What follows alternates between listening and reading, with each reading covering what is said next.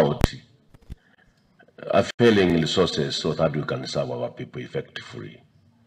And it is your duty as honorable members, because every honorable member who is here, you have a ward. And your people, they need services. And it is only through this document you can serve your people.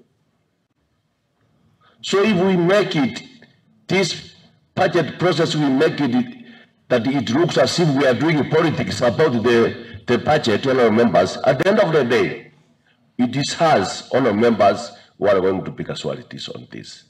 Honorable Ndari, point of order.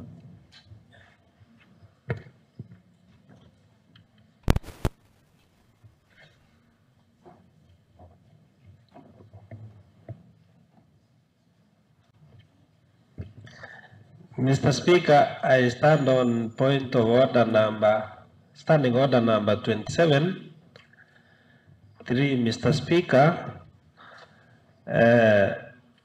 A, which talks about extending time for sitting, Mr. Speaker.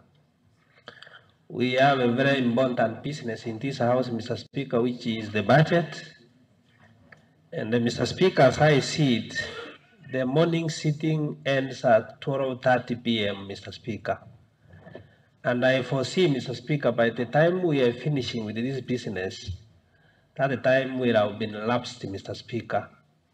And the standing orders in number 3, Mr. Speaker, are very clear. Number 4, that if we want to extend the house, we can move the motion of extending the time, Mr. Speaker, 30 minutes before that the time comes, Mr. Speaker. And therefore, that's why I'm standing, seeking that we extend our sitting, Mr. Speaker, until we finish the business which is in the order paper today, Mr.